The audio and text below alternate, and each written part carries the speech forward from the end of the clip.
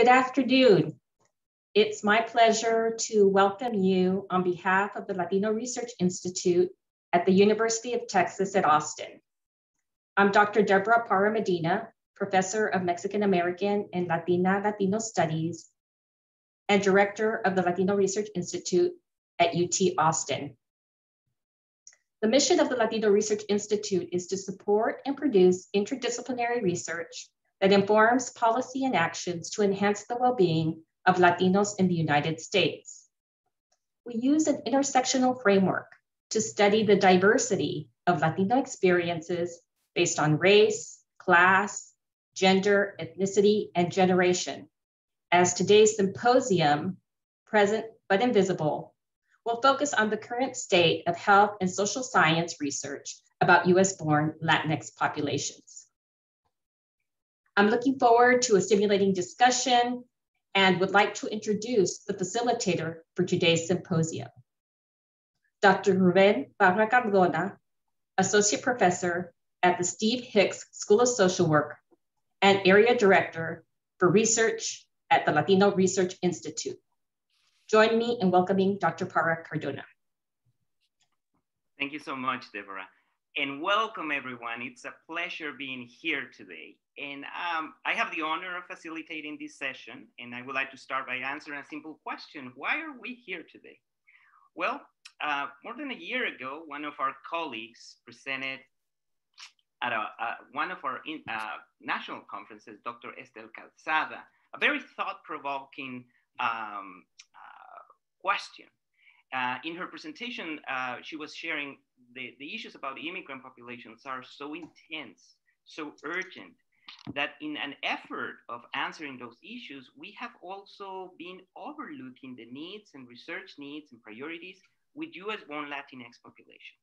And that's why we're here today. That's the spirit of that presentation is present because we have the US-born Latinx populations here in the United States, but the research continues to be underdeveloped. And to answer that is that we have created this space of dialogue and scholarly exchange with a wonderful lineup of presenters. So who's here today? We feel very grateful. We have people from across the United States, from different disciplines, social work, public health, psychology, among others. And we're very excited that in this session, we have a large representation of students, particularly in early career scholars. We have a wonderful lineup of presenters. First, we have Dr. Margarita Alegría, Chief of the Disparities Unit at the Massachusetts General Hospital, and the Morgan Institute and Henry Leonard and Lucille Leonard Endow MGH Research Institute Chair and Professor in the Departments of Medicine and Psychiatry at Harvard Medical School.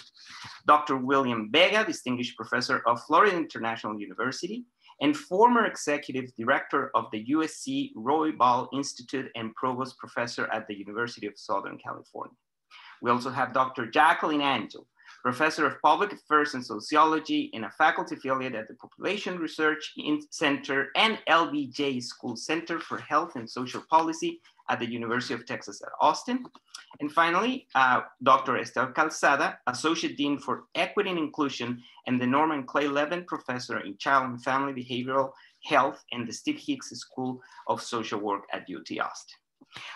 In terms of the structure for this webinar, each of the panelists will have 12 minutes to present on thought-provoking conversations about their areas of expertise and needs for research with US-born Latinx populations.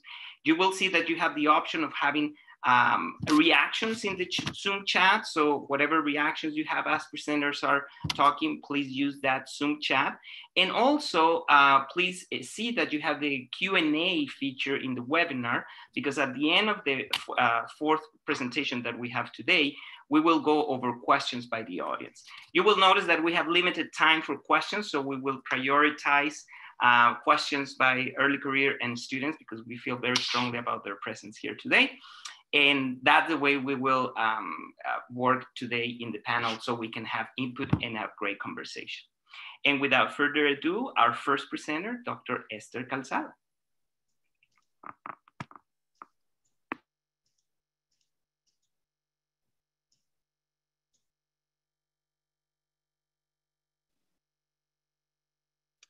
Thank you, Ruben, and thank you, Deborah, for hosting this event on a topic that, as Ruben mentioned, I consider so important personally and professionally. I'm really happy to be here as a panelist, and I'm so excited to see so many folks here to join the conversation with us. So thank you all. Immigration policies and their impact on families have long dominated the national conversation about the Latinx population in the United States, especially since 2018, when we first witnessed the forced separation of children from their families in the name of border control. Now, a humanitarian crisis of this scale undoubtedly deserves our full attention, but in some ways, in the eyes of the public, it has also served to reinforce false notions of all Latinx as undocumented immigrants crossing our southern border. In reality, the majority of us, 65%, are US-born and English-speaking. And if we look specifically at the child population, more than 95% of kids themselves are US-born. But for the most part, we tend not to focus on the segment of the child population in its own right. I've been doing research with Latinx families for about 20 years, and I've found that by and large, young Latinx children in the US are being grossly disserviced by our health and education systems. In a longitudinal study out of New York City, my team found that by third grade, 82% of the 750 children in our sample were below grade level in reading or math, and 61% were below grade level in both. And I find that shocking that more than 4 out of 5 of our children are failing in school by the time they're 8 years old. And equally shocking is that our data lines up with national statistics. At the population level, the majority of Latinx students in the US are below grade level. And the implications are pretty serious. The chance of high school dropout for a Latinx child who is behind in third grade is up to 8 times higher than children who are reading at grade level. So we all know that poverty is a primary underlying cause for these statistics, and more than any other group, Latinx children are segregated in their schools, not only by race and ethnicity, not only by poverty, but also by language. But it's also more than poverty. Even for Latinx children from non-poor households, the high school dropout rates can be up to double that of white children. And so we were interested in looking for causes beyond poverty.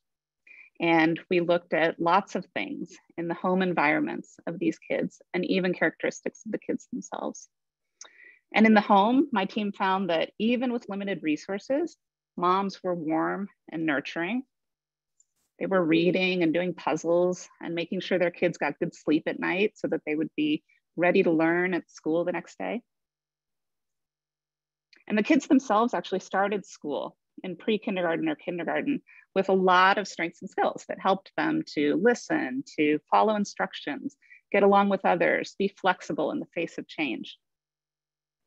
Like all other research, we actually found that about 1 in 3 of the Latinx kids in our study were behind academically on a measure of school readiness.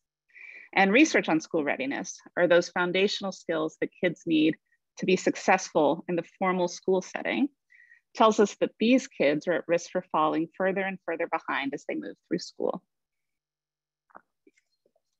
But that's 1/3 of the kids. What about the 66% of the Latinx children in our study who entered ready to learn? Why were the majority of kids ready to learn when they started school, but failing just a few years later?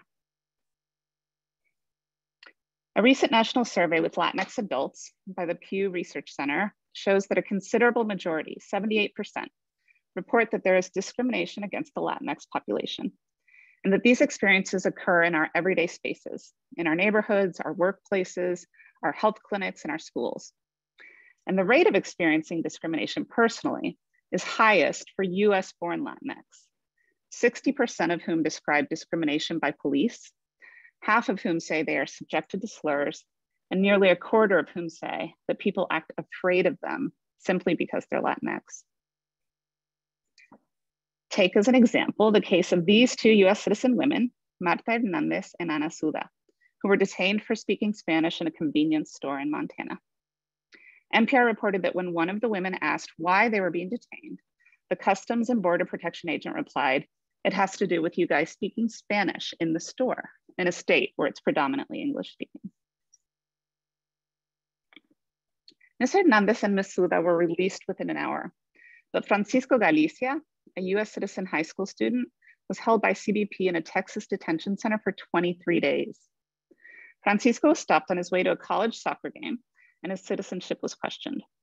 In describing the treatment he received, CNN quoted him as saying, "I almost signed to be deported because I didn't want to suffer there anymore."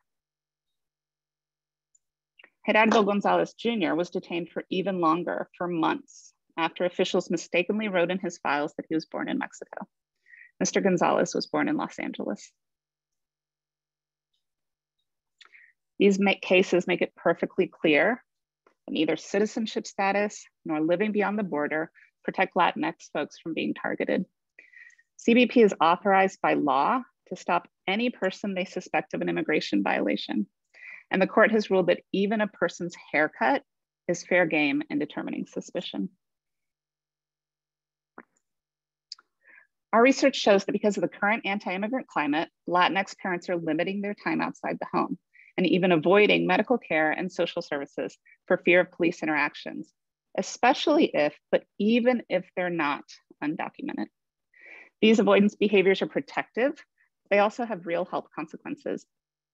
One study found a 24% increase in low birth weight among infants born to Latinx mothers, whether they were US or foreign born, after an immigration raid of the town's factory.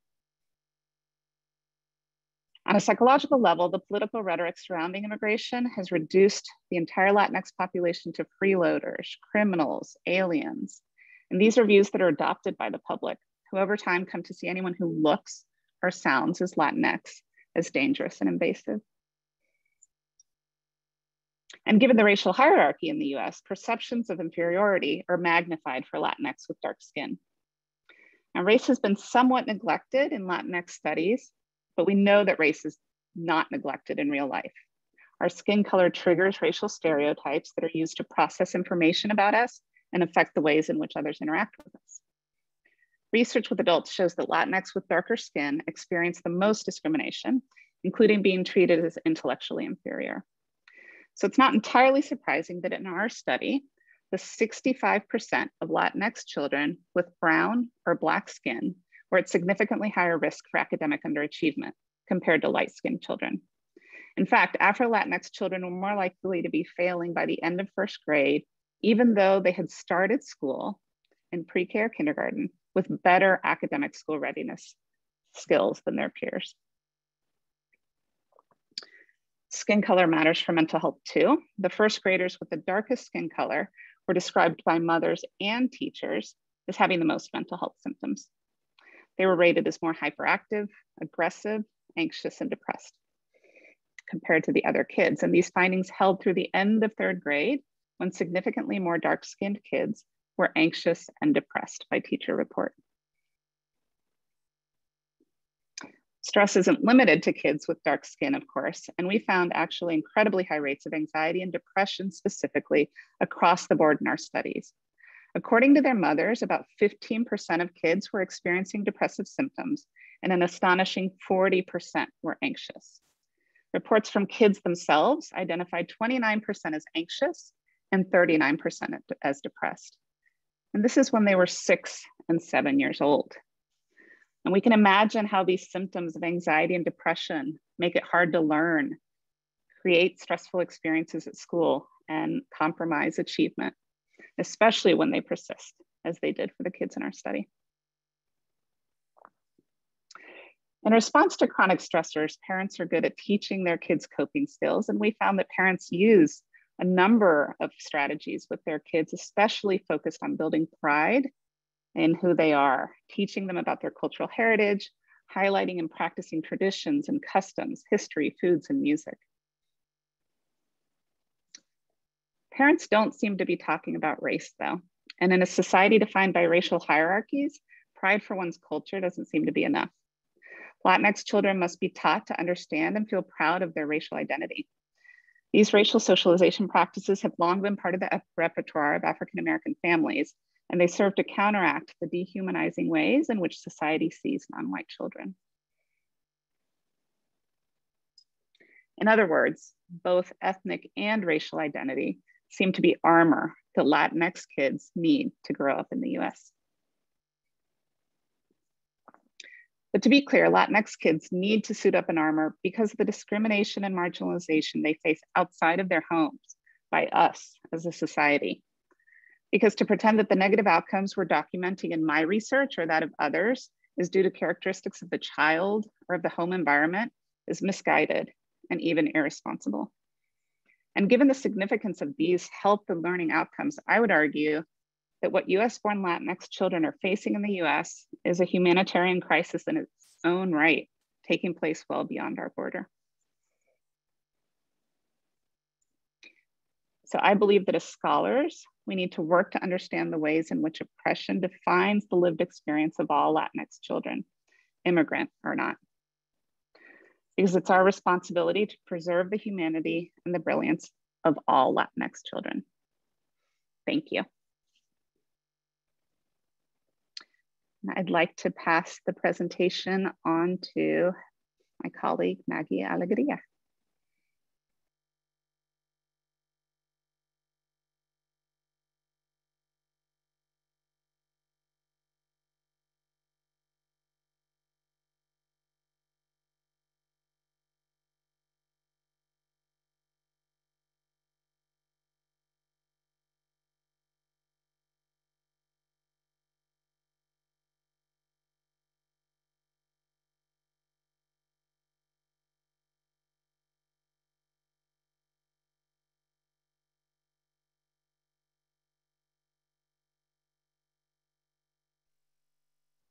Sorry, technology is not my strength, my stronghold.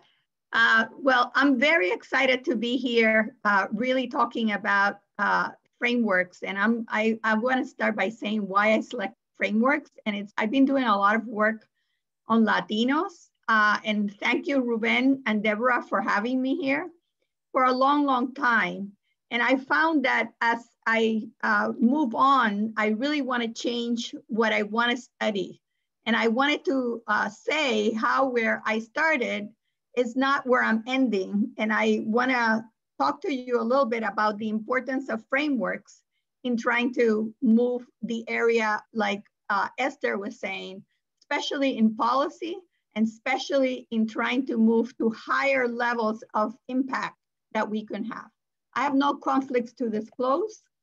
Let me start by saying, as Esther was mentioning, most of the population is US born, but we still, and I'm gonna talk now about the adult and children population. So the problem we have is that it doesn't matter where you're US born or foreign born, you're gonna have so many problems in terms of confronting what I call a negative social mirror. And I think we haven't spent enough investment in really looking at the life of Latinos today in terms of how can we improve what's happening in this country. Let me start by saying we are 60.6%. We had 1 million from 2018, but actually it's gonna double. It's expected to double. And like Esther was saying, we really find discriminated-related stressors, both acute and chronic, to be a very huge piece of the explanation of increasing rates of depression, anxiety, trauma, and suicide. So this is an area where we need to actually intervene very early on.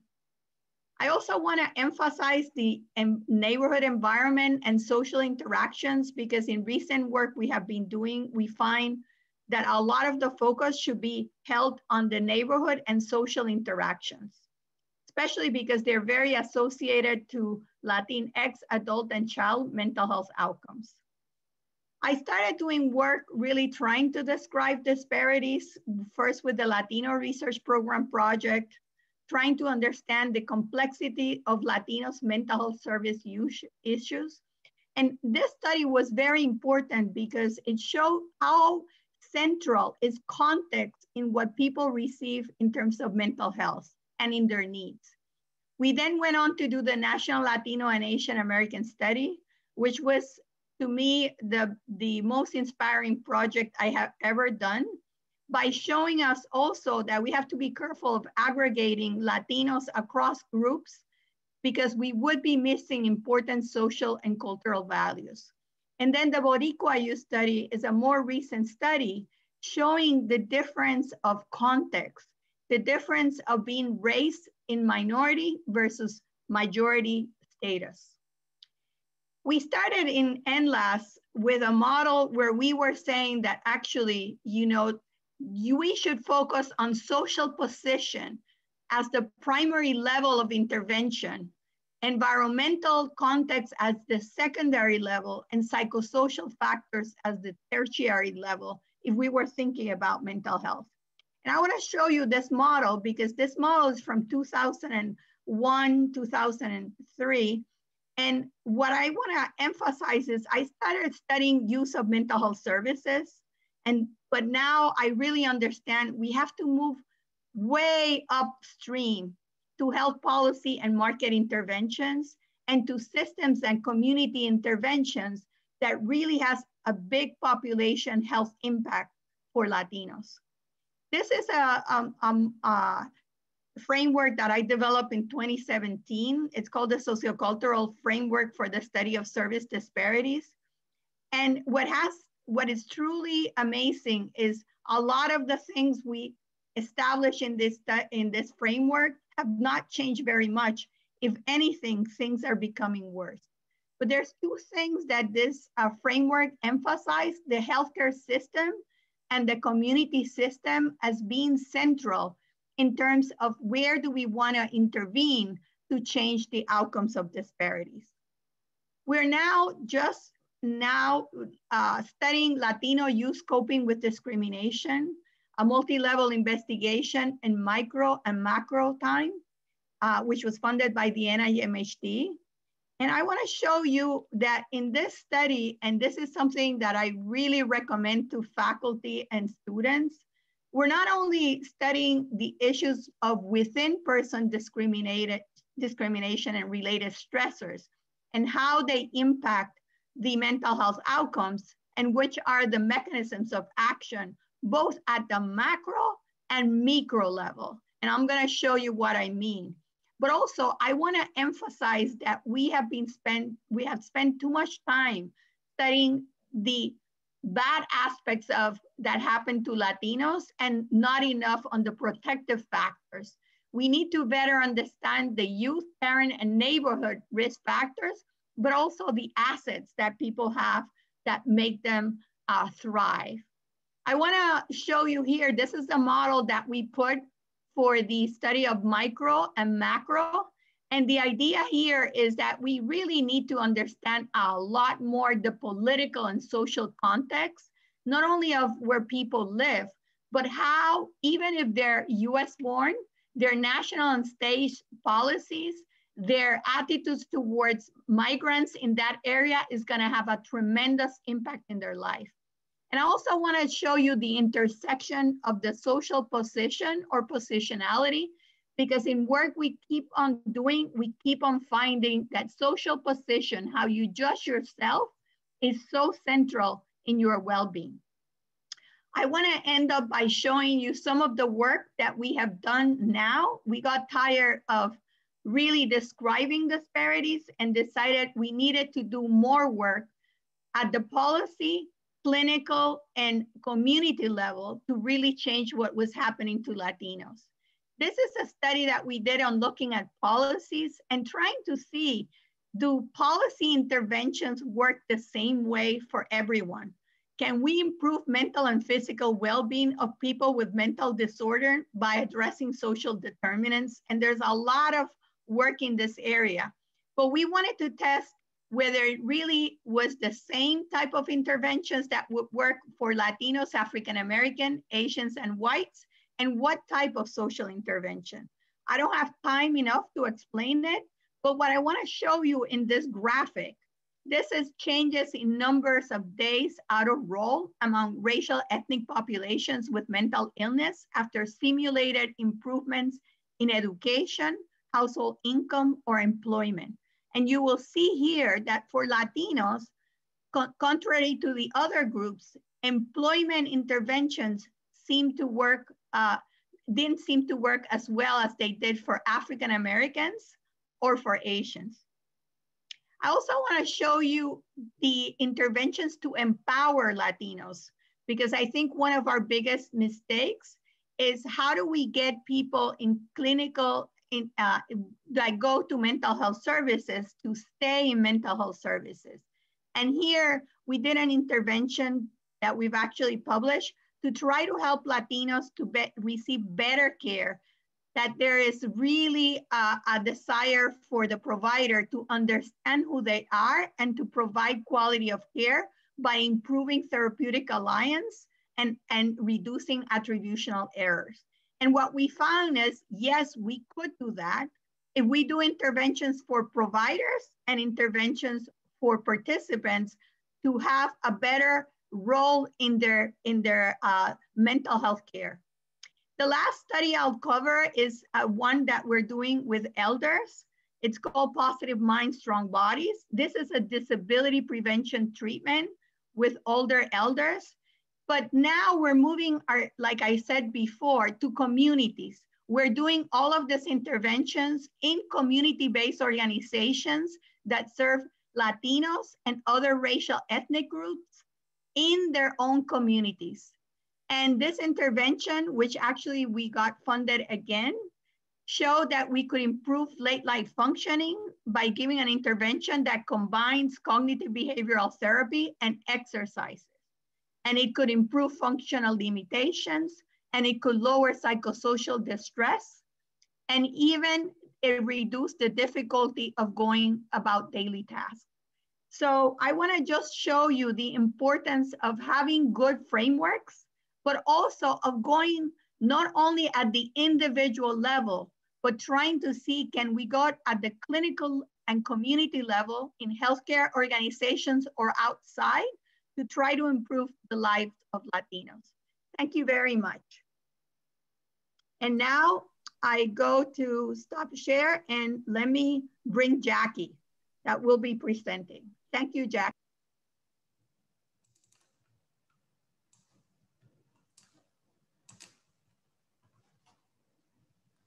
Thank you, Maggie, and thank you, Ruben and Deborah. I'm so excited to be here today and to be able to share with you what I've been working on with my colleagues on Latino aging and health. I'm going to paint for all of you in very broad strokes, and particularly this, addressing this question of who is going to care for us when we're unable to do it ourselves.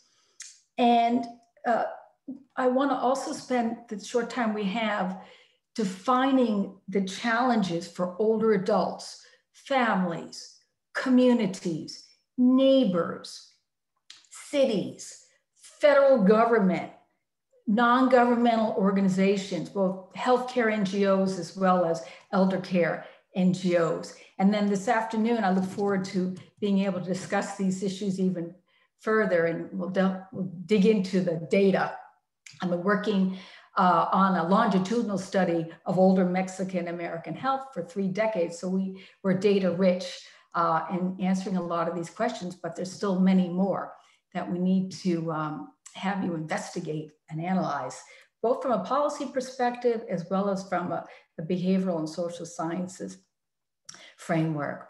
And so today what I'd like to do is to begin with saying that this, for Latino families, they're finding it much harder to care for their aging parents, partly because they're living far longer than older individuals in other racial and ethnic groups. And this is a unique feature of the older Mexican American population. It's referred to as the Latino paradox, and it actually begins at birth.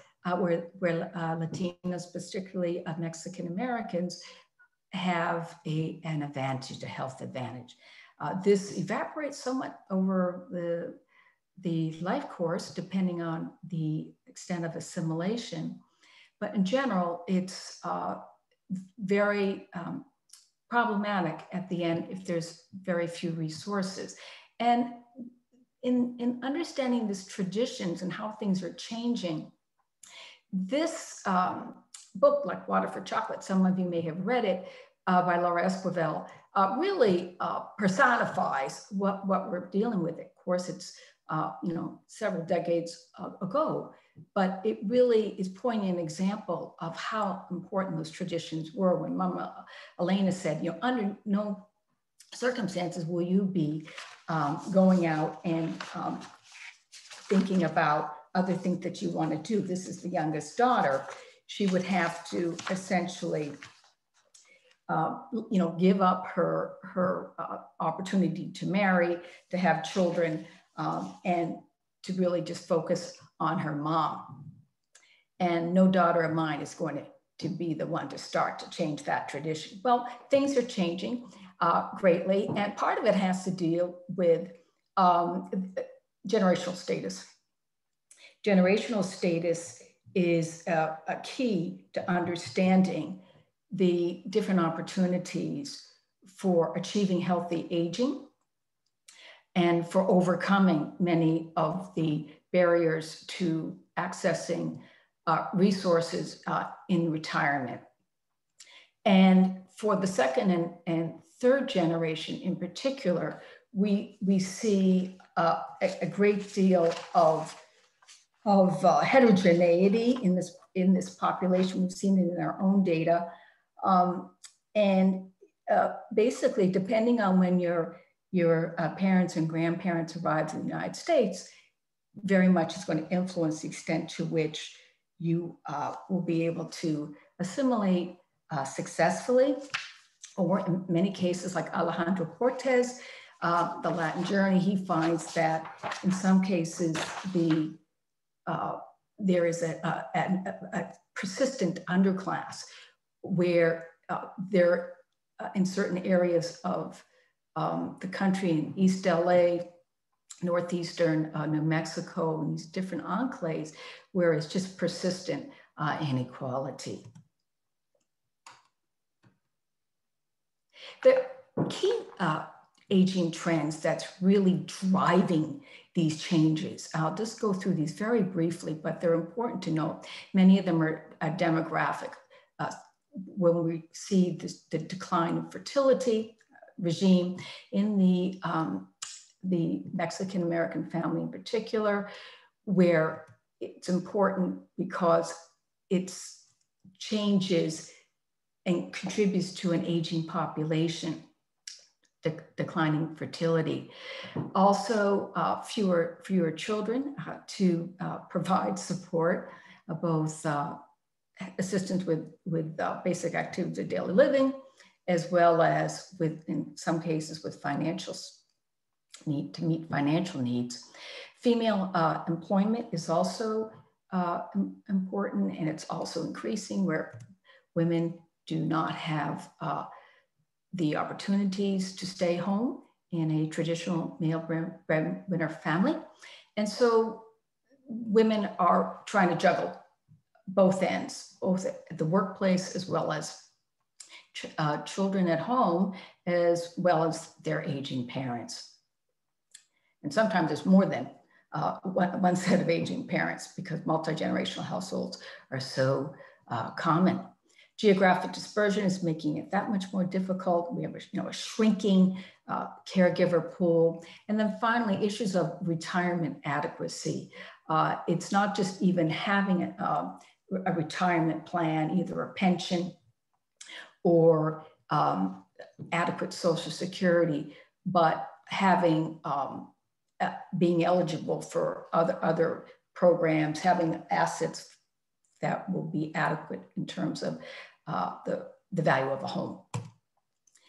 These data are from the Hispanic EPIs, this longitudinal study of older Mexican-American health that we began in 1993 with my colleagues at the University of Texas Medical Branch at Galveston and the University of Texas Health Sciences Center, San Antonio, where we've been following and tracking for over about 25, 30 years now, their overall health and well-being, as well as what their caregivers have been experiencing.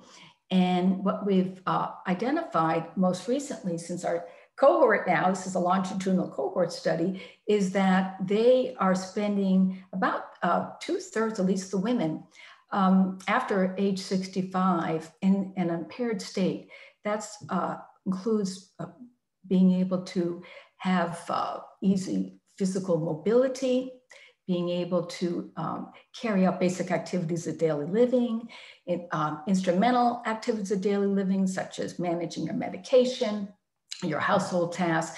Men are spending less time in that state, but it's an issue of sort of a double-edged sword of longer lives, but also increasing impairment. And we're also seeing in this in regard to cognitive impairment, a new project that I have been working on, growing out of some personal experiences that I've had in my own family, but also in the Latinx population, where we're seeing not only a caregiver crisis, but the dementia rise of this disease is really challenging the caregivers, the state, because of having such few resources to rely on. And states are trying to create new ways to strategize, to manage the increasing costs for all groups that are needing additional services and supports. Just think about this with respect to taking care of a loved one for 24/7, which many those individuals with dementia need. And added to that are often behavioral disturbances. This is at a time where there's also few resources in many cases in those families. So in some sense, there's some functional aspects of this. What we're learning is that in pooling resources, right? I experienced this with my own mother-in-law who had dementia. She came to Austin, long stories, but the bottom line was she could not continue to live alone. Families can't do that. And yet there are some families that don't have the capacity to do that. This is a very complex issue. My mother-in-law, wanted her autonomy. She wanted her independence. She had an inculcated, taste for privacy.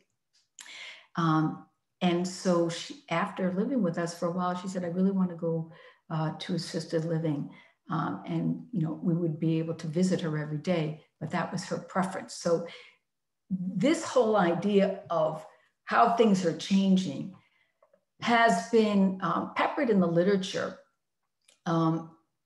characterized by this defamilization of caregiving, because we know that older Mexican Americans and Latinos in general have at least lower likelihood of using formal services. Everything from nursing homes, our data show, home health care, including assisted living.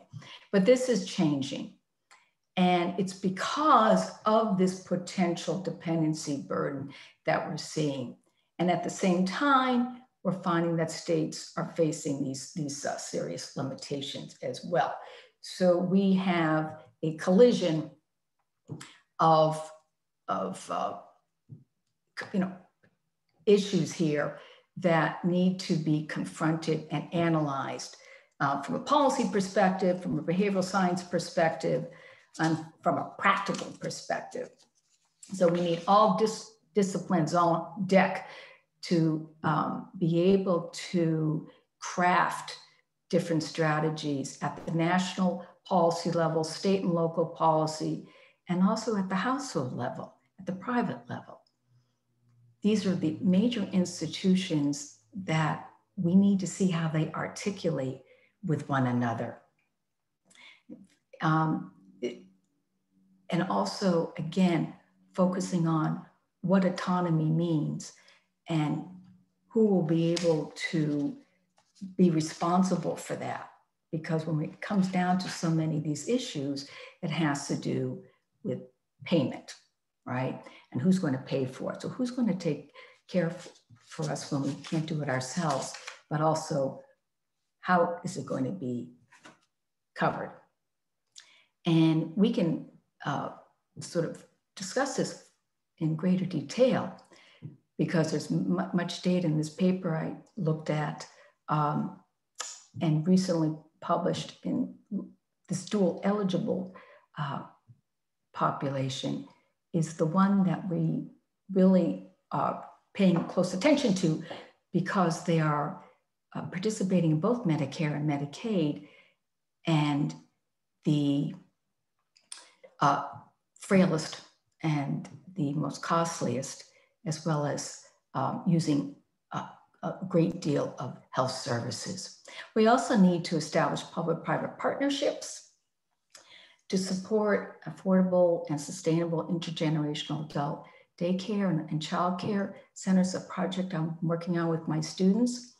We need to increase the number of bilingual dementia caregiver training programs, peer assistance programs, and far, far more.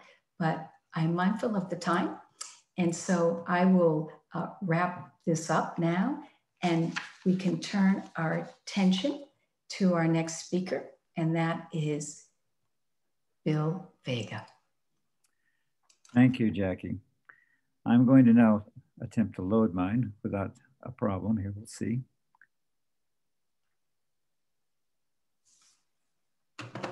There we go. Amazing. Can you all hear me?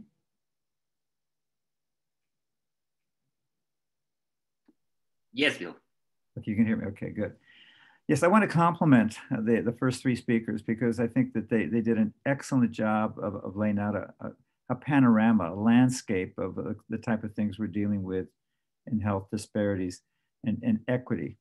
I want to really break my presentation into two parts. One, the first half is going to be just talking about the life course risk sequencing, understanding how it really operates as a cumulative interactive process. And secondly, to talk about how we really have to think about research, advocacy, and policy as sort of linked at the hip. If we don't think about it that way, we can't do more than our basic research function. So you have to think more expansively, but in a more defined way. Uh-oh. Let's see here. There we go. I wanted to start by showing a crystallization of what I consider lifetime risk, which is a group of Haitian families in Tijuana in a refugee facility where they're hoping to get across the border. And they sort of sum up the issue of lifetime risk from the standpoint of really understanding all the issues for different people at different points of the life course. Moving beyond that, I just want to give you an understanding starting out here that I'm going to be looking at issues at the beginning and talking in broad general terms about the life course. But in the end, I want to make examples specific to brain health because that's what I really have been working on at the advocacy and policy levels. So I'm going to start with these 5 points, and I think these 5 points are also what I'm going to end with in the end. So I want you to really concentrate on these. Health researchers have been playing the long game for a very long time, and it's a very incremental, multi-generational research approach with minimal intersector coordination or mitigation of risk. What do I mean by that? There was an excellent article in the New York Times that talked about the fact that mental health research, for example, started in 1990 with the era of the brain and been looking at the substrate of biology and the substrate of genetics. We've made minimal progress there, minimal progress, nationally or internationally. And we still have a growing problem in behavioral health. We have the same problem in aging research and brain health as well. We don't have a single drug to modify the risk of Alzheimer's disease and other dementias for the most part, not a single drug. So we've had hundreds of clinical trials, yet what do we do about the problem of brain health? to deal with it in communities that are at high risk, like our own Latino communities. Health inequities are lifespan developmental. We have to understand them that way and think about them that way, because each stage structures the next stage. And I just don't think we have ever thought about that. We sort of piecemeal and go down with a focal view of just one area. But in fact, from the beginning of life, it's happening. Health inequities are rooted in structural inequality, educational, financial, and social, and they require integrated intersector solutions with interoperability across systems and actionable goals. And ultimately, affected communities, advocates, stakeholders, and policymakers have to make use of a common language to explain those issues and solutions. And the urgency to act is now. So I'm just going to give you a very broad stroke picture here of the life course, because obviously we don't have time to discuss it. But my point is primarily to show you that at every stage, you have important interactions with previous stages, and it's cumulative over time and ultimately really shows up in later life in vast differences in how healthy and functional our populations are and how susceptible they are to functional decline in brain health and neurodegeneration specifically. Obviously, the earliest area, I love the first presentation that was done today, because that's my most important issue as far as I'm concerned. We've got to deal with early development. We've got to deal with the fact that we know now from research and dealing with cognitive reserve that there are factors that are both biological from the standpoint of how the brain develops in the early stages of life, as well as functional from the standpoint of how the synaptic processes work and the plasticity of the brain works over time. Bad starts are bad starts. They have bad implications over the long haul as an overall detriment and adverse risk factor for development. Across the life course, cognition is worse if you don't get a good start in education. And of course, that's defined usually in years accomplished like high school, et cetera. And I think it's critical to understand what a big factor that is. We've heard it already, so I won't elaborate it anymore. But to me, it is the base foundational issue for setting up the entire template here for the life course understanding.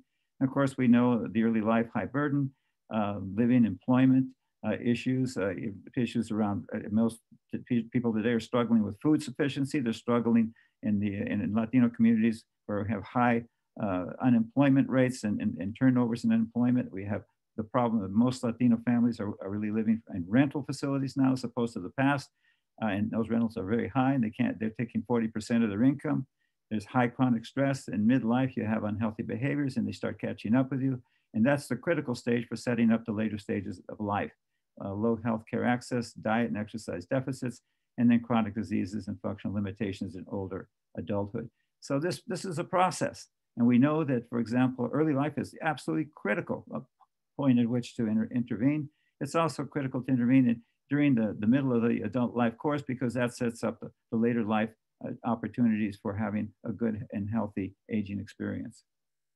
Now, I'm going to show you this because this was produced by the Lancet 2020 Commission on Dementia at the very end of last year, because the risk factors that you see there are all factors that are highly prevalent among Latinos.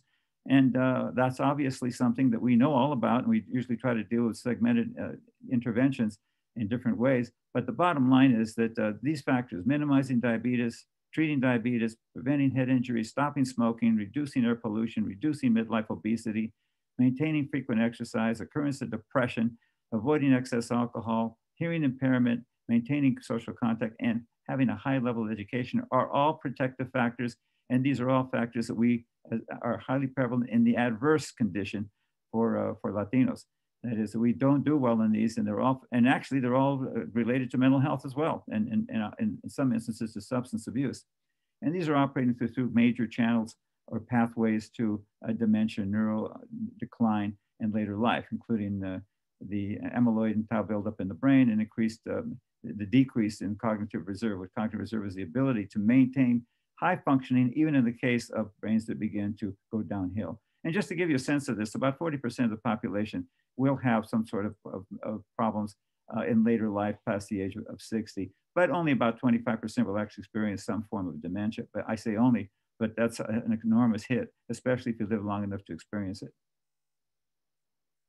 Now, I just want to give you a sense of the distribution of these things, because you can look at, this is LA city and county, and this is the distribution of diabetes, but it also, this same map holds up for distribution differences for COVID, it also for cardiovascular disease, and also for depression, because we ran these ourselves when I was at the Institute at USC. The dark blue is the highest, and you can see it's 27 to 29% cases of diabetes in the adult population. The slightly lighter blue is a little bit better, but it's still very high. It's in the neighborhood of 23 to about 27% of the population adult population has diabetes. And of course, you see out there in the San Fernando Valley, it's the same. Now, all of those populations that you see there are predominantly Mexican and Central American. And it goes down into the lower areas there on the map, which is primarily African American and Latino as well. So the yellow areas, of course, are Beverly Hills, Pacific Palisades, Santa Monica, Westwood with UCLA, Malibu, et cetera. And I actually looked at extreme obesity in these areas, and the ratio of extreme obesity was 10 to 1 from the dark blue over to those yellow areas. It gives you a sense of what we're dealing with in sense of place. It gives you a sense of what we're dealing with in terms of the lifespan and the need to understand critical points for intervention and where to intervene. Now, this is an article that we published a few years back, but it's very good at showing you what happens with the weathering process over the life course for our population. This is actually a model that was derived from using data from the Health and Retirement Survey. And it really looks at 4 different groups in these broad lines here. The 4 groups are high obesity, high and low income, low obesity, basically healthy weight, high and low income. There's only 2 comparisons I want to make. If you look at this, the horizontal axis is age, and the vertical axis probability of onset of at least one limitation in operability of your body. And what it really is interesting to see is when you start looking at the difference, so I'll make 2 comparisons. If you look at the middle of the horizontal axis, that's 50% likelihood of one limitation or more of physical activity. Now, if you look at that, you know that the low income people with high obesity are 50% likely, 50% of them are likely to have that problem by 60 years of age, all right? The extreme opposite of that would be higher income, the top 25% with healthy weight, and the difference is 25 years, 25 years of functionality.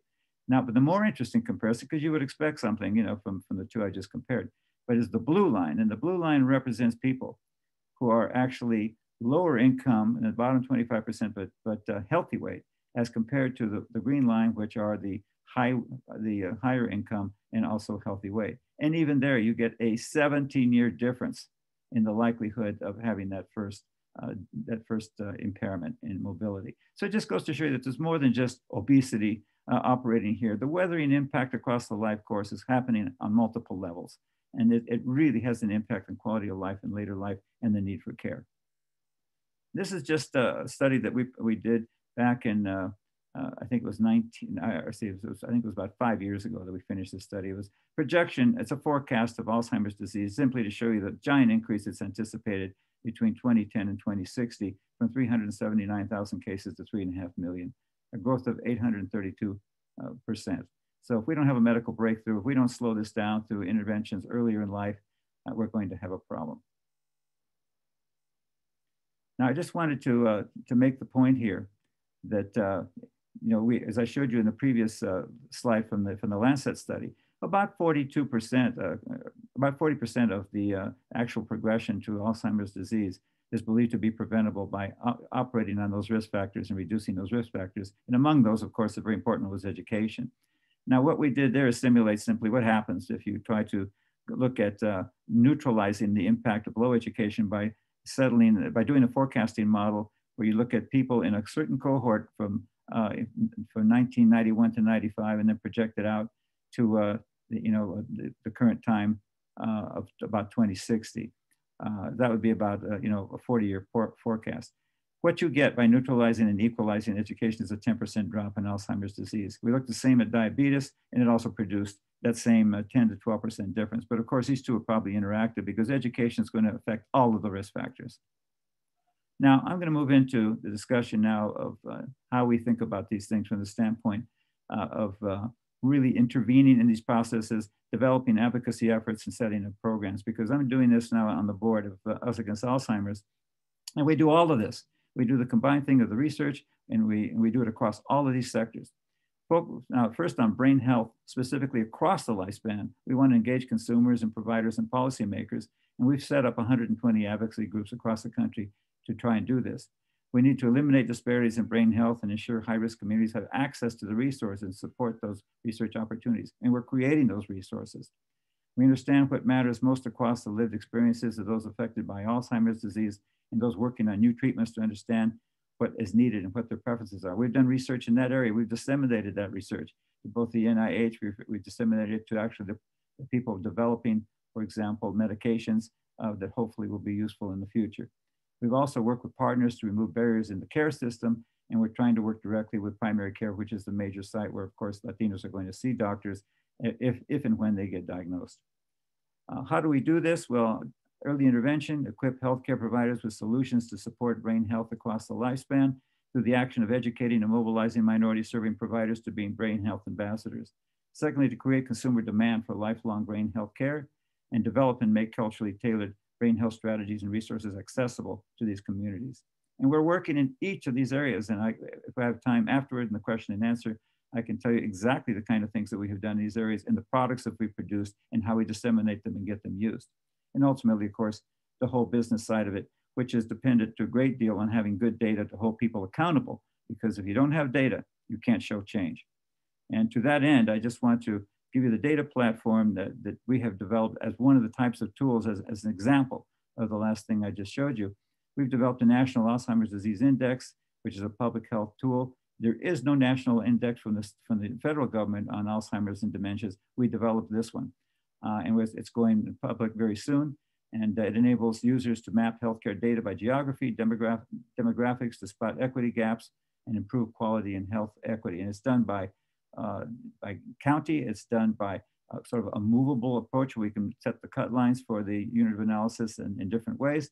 But the whole point is to make it usable for people in communities, to community health centers and to health providers. And the data can be done visually using heat maps and used across ethnic groups to compare.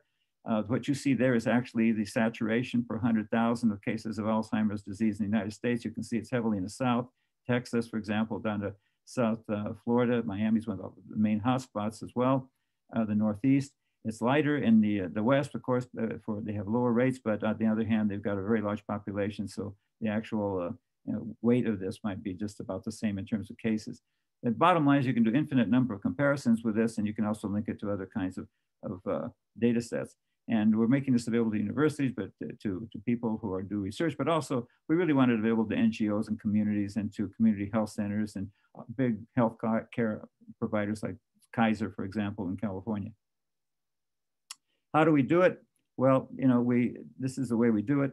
We provide this data as a tool to make brain disparities accessible and actionable to catalyze system change. And this sort of, I don't have the time to go through all of these, but you can see we basically are using these techniques to mobilize our partners and systems and communities, because we're working at all of these levels, from community advocacy groups. We're working directly with the systems of care, and we're working directly even with the heads of these systems of care, where I personally have been, and all of our group, we always go to the Congress and we go to the Senate and we lobby for all the, like the Change Act, for example, will provide the opportunity for primary care physicians to actually do screening for brain health issues. And of course, you know what the battle that is, because we did it with depression, and we're still fighting that one. But it's something that we're providing the tools for, and we've developed the actual modules for training, and so we're going forward all the way at every level that we possibly can. So I'll end there with just this review of these last 3 points that sort of summarize the earlier ones. Improve education income as fundamental determinants. Identify key disease risk system modifiers for effective interventions in critical stages of the life course. For example, a strong preschool preparation experience, trying to deal with the 5th grade crisis. The kids don't do well. By that point, they're falling away, especially our kids. And of course, the 8th grade is almost terminal at that point if they're not doing well. So we have to strengthen this whole process and bring more sectors into it. We need to provide solutions from a public health perspective, set goals, identify accountability measures, and use common language for advocacy. But more than anything else, I think we have to understand this is a life course, multiplicative situation where we really have to deal with understanding that if we set a bad framework at the baseline, we're not going to do much better later on. And we've got to deal with the shortfalls that go forward from that point. And it's critical to understand the incredible level of research that's come out now on the soundness of the human brain. If we do not create a stage at early on in the life course of literacy and the ability to deal with complex problems and to carry that forward across the life course. Now I'm going to turn it over, because that's the end of my presentation, and hand off to Ruben.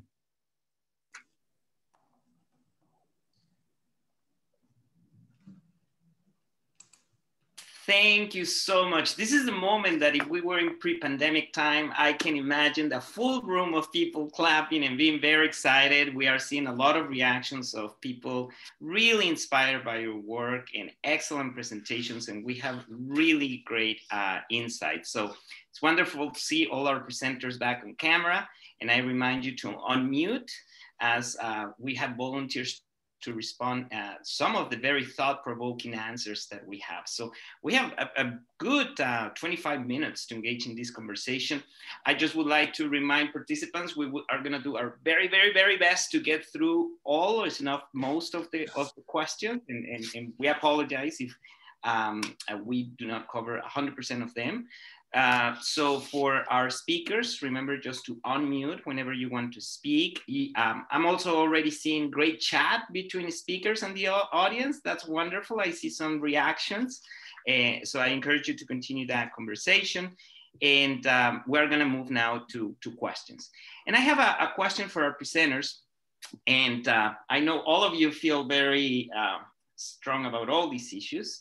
And let me start with the easy question.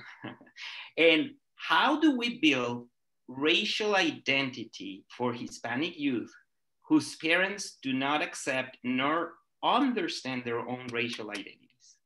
I can tell you that this is a series of complex questions we have that are very profound. So how do we build racial identity for Hispanic youth whose parents do not accept nor understand their own racial identities? And I really resonate with these questions in many of our parenting groups. Parents say, I do not feel from here or there, and I don't know how to have these conversations with my children. So any thoughts from our presenters? Yeah, I can start us off on that, because I want to actually name racial identity as about our racial phenotype, not about our ethnic racial identity more generally. And I mean, we know, consistent with critical race theories, that whiteness is property in this country, and parents want for their children to be successful in mainstream society and in ways that are going to actually position them for the US, right? Which means that all of these ideas about whiteness are internalized unless we're very intentional in not internalizing those ideas that whiteness is ideal, that's what we want for ourselves and for our kids. And we know that there is colorism in the Latino community, right? I mean, I'm sure that if I were seeing folks in the audience, there would be head nods that my parents were, you know, focused on how smooth my hair might be, or, you know, the color of someone's skin if I was interested in dating somebody. These are things that are happening in Latinx families. And I hear that not only in my own family and social networks, but from lots of other folks, and it resonates in the literature as well. And so I do think that part of that is a lack of understanding of what that means for a child's development and sense of self. And there's two aspects to that. One is building a sense of pride in who you are in all aspects of who you are, right? Including your hair texture and your skin color and all of that. But part of it is also preparing kids for how they will be seen. And I think about this a lot because my background is Dominican. My sample, a lot of my sample is Dominican American, and racially, many Dominicans are Black. And when they're later generation, they are seen and they navigate US society as African Americans. And so they're not Spanish speaking, right? In later generations, they are racially Black. And so what does that mean for identity? If you don't speak Spanish, if you're later generation, you've never been to the Dominican Republic, you know, you're Black and people look at you and say, hey, that's a Black kid. So I think that there's a lot to be done starting in very, very early years to help parents understand that this is not only about development, right? And your sense of self and all of the reasons that it's so important to encompass the whole child in that. not just a label like Dominican, but also having dark skin as an example. But also because that's how kids really need to be prepared to enter the world, because that is unavoidable once they step outside of the house. And I think that's a huge area that we need to go into in terms of establishing an empirical base for interventions around, what are those conversations and how can we promote that most within families? So sorry for the long answer. It's something that I feel very strongly about. Oh, it's wonderful. And, from a research perspective, it's so underdeveloped. And that's precisely where we are gathering here today. So thank you so much, Esther. It was a great answer. There's a big theme going on in the conversation, the theme of policy. How do we address policy? Where do we start? And particularly because we've been trained, many of us as researchers in publications and studies, but it's urgent to address the issue of policy. Thoughts about that? How do we promote that policy agenda in our work? Because it's an urgent mandate that we're facing. Yeah, I'd say can I say one thing about it? Yeah, go ahead.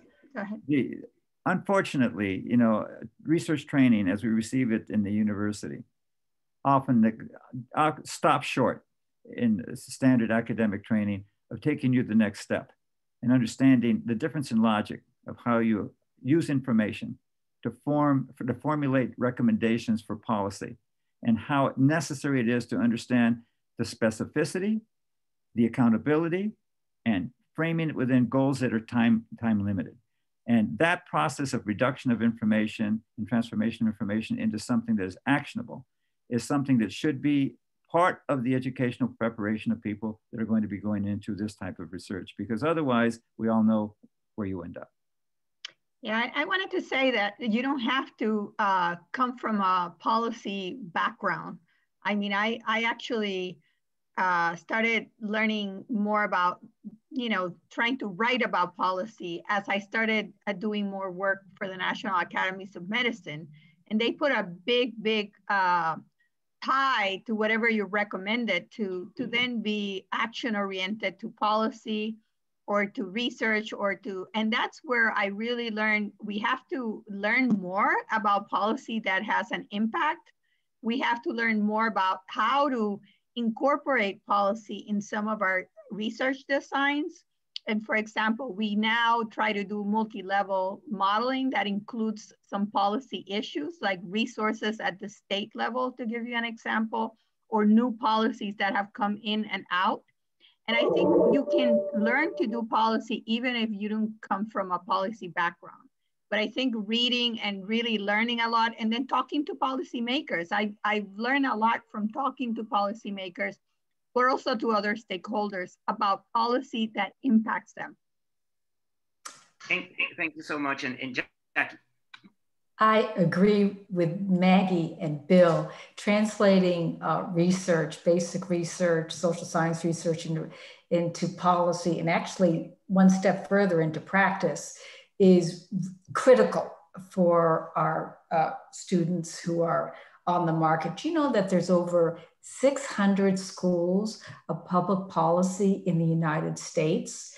278 of them approximately belong to the National Association for Schools of Public Affairs Administration, and approximately 1/2 are accredited. What does that mean? There's a lot of opportunities to work there, to go to school there, to get engaged in all sorts of activities. And the idea that we as researchers coming out of disciplinary programs, sociology, for example, where we do a brilliant job of framing issues, Bill knows this as well. But when it comes to coming up with some kind of solution or just sort of waving our hand at what some of the options are, we're just not educated or even encouraged to sort of go that direction.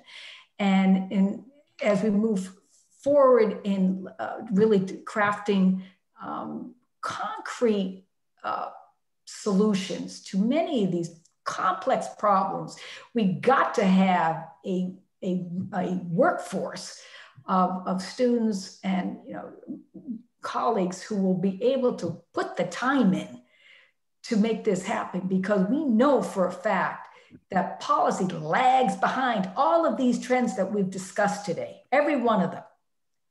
We got to get ahead of the game. And it's all about who. We know when it comes to policy, we mustn't forget politics, because that is in the end is what makes the difference in getting legislation passed at any level of government, and not just in the US, but also around the world. Wonderful, wonderful. There's another topic that has been resonating with participants, and is the issue of frameworks, particularly US-born Latinx populations. And all of you have different areas of expertise. Could you share your stance on this issue about framework? What are the areas of need of frameworks, and how to promote that area as we promote our area of research? I'm happy to start. I think it's really important to see what's the question that you're asking and what's the problem that you're trying to solve, and be very actually intentional on what is the mechanism. So we actually put frameworks where we decide what aspect of the framework we're gonna work. Sometimes it's very hard to work across all the levels, the macro, the meso, the micro level. It's very hard. You need a lot of money, I can tell you that. And you need a lot of resources, big samples to do some of that work. But now one of the things that, as I was saying before, that's available, there's a lot of data that you can merge with data once you know either the county level or the census tract level, and use that to actually assign things over time, so that you can start thinking about area resource, for example, file we use the community surveys and put that data. There's social index vulnerability. So I think it's trying to do how much can I do to answer the question and go to either program development, either policy change. So I think you have to be very intentional when you're thinking about the framework. I think we have used very simplistic frameworks for most of our lives, because we don't have a lot of money, we don't have a lot of time when we're doing this data collection. But I think more and more, I'm now moving more to trying to get more at that top number of boxes rather than the bottom, because like Bill was saying, we just see very little change at the population level. Yeah, I would just say that one of the things that you have to keep in mind is, who are you trying to influence, and get them into the conversation. I mean, if you're doing healthcare, or public health, what are the organizations that you're trying to bring into the scope of action in this, and what frameworks are they using implicitly or explicitly? Because they're the ones you've got to change. They're the ones you have to win over. And so you've got to operate within, their touchstones of what's feasible and infeasible, and try to move them, from that position. So if you don't understand what they're wanting to do or how they think about it, you're really starting from a position of non-operability. And when I talk about interoperability, I'm talking about the issue of how do you come up with a common language to really go across domains. You've got to be able to do that, or you're going to go nowhere if you just try to use your language and not theirs. That point really resonates with me, Bill. But I want to make kind of a different point about frameworks and thinking about scholarship kind of more purely. And part of it speaks to Maggie's point, is that we are so simplistic, in part because we have to be because of our resources, but what we don't capture is the dynamic nature of all of these constructs, right? And even in longitudinal studies, we don't. And these things are influencing each other in real time, more than every 6 months or 12 months or however frequently we do our assessments, especially when you think of some of the issues that are relevant to Latinx, like language use and acculturation, and there's high mobility rate because we might go where work is, or we might have family members moving in and out of our house. And so there's so much fluidity to our lived experiences that we're not capturing at all in our frameworks. And so I think that piece around the dynamic nature of how these variables play out over time is really critical when we think about our frameworks.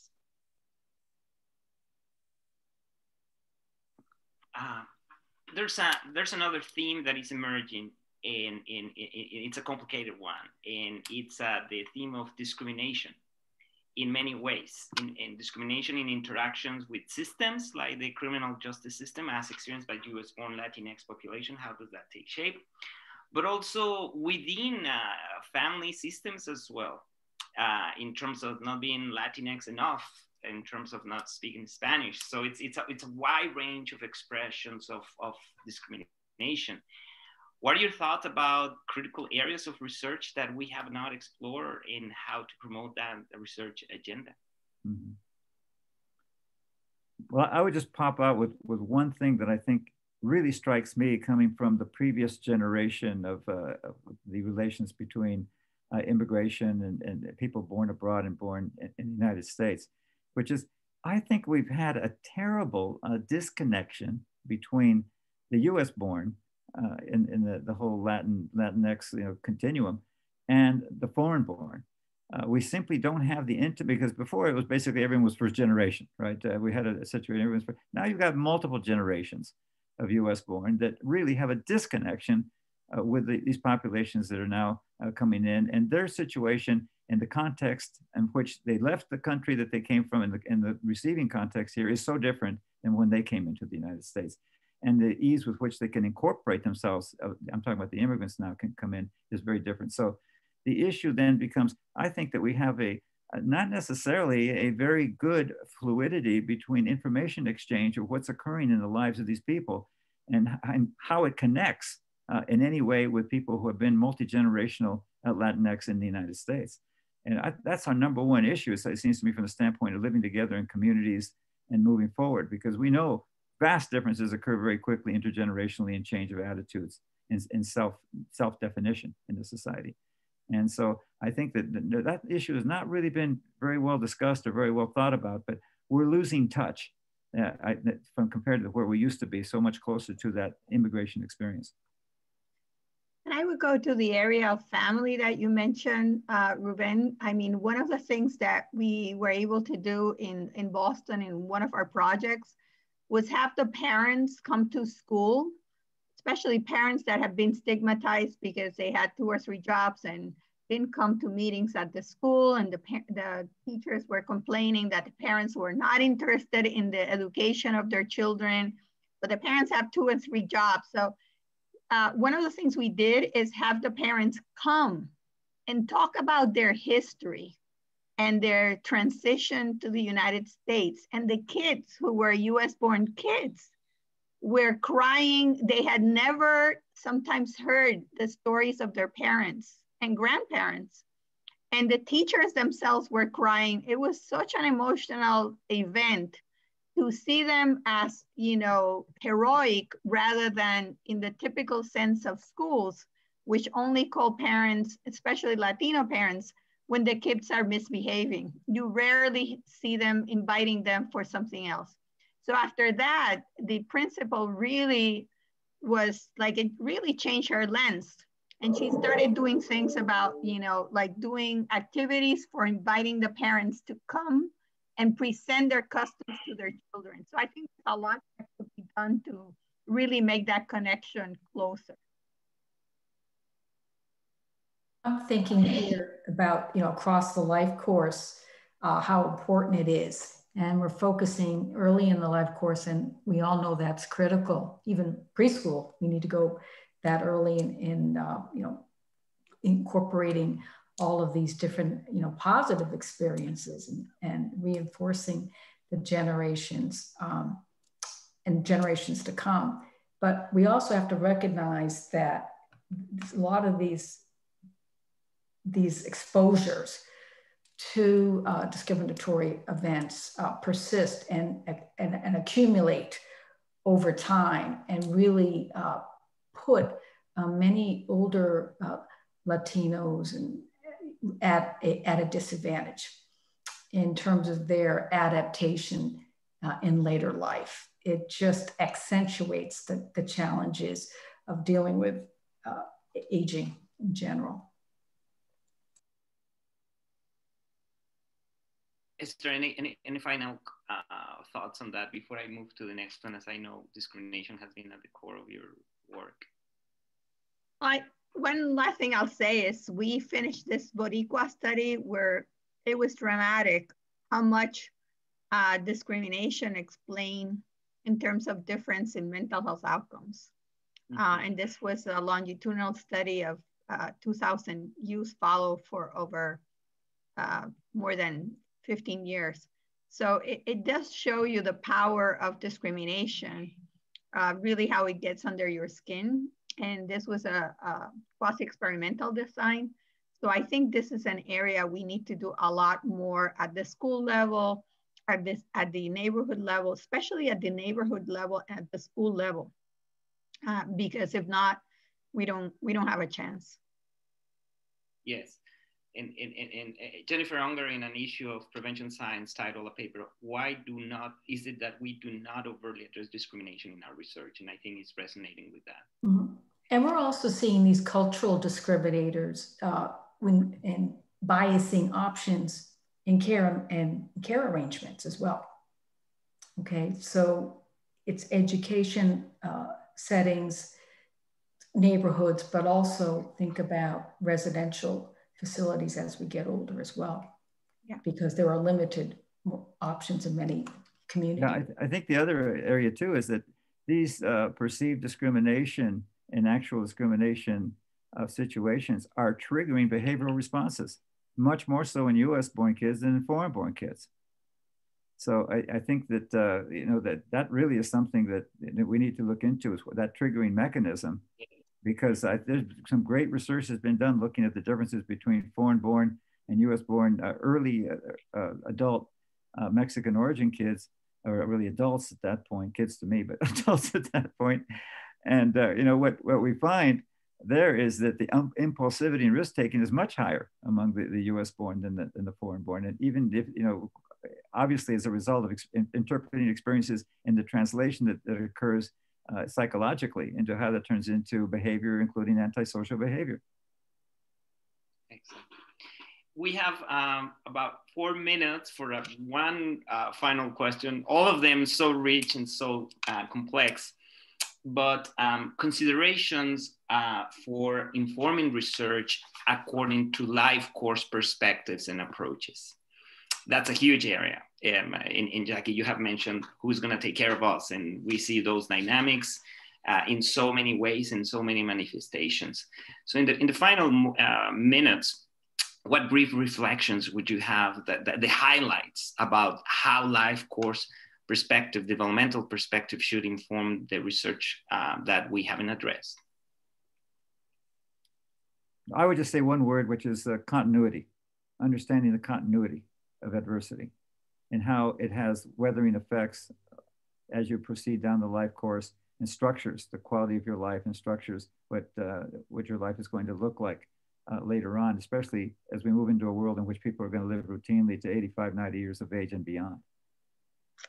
Go ahead, Jackie. I also think we need to look at sources of resilience as well, and not just at the individual level, but also at the neighborhood level, the community level, because the assets deficit model, we have to deal with that, but also try to reframe some of our models so we can see what's working, especially in the family household, and how that's articulating with the neighborhoods, which are very dynamic in terms of what people are able to provide. And I'm focusing here on low resource neighborhoods in particular, and what can be leveraged to support all of what is required to improve opportunities for success and one chances.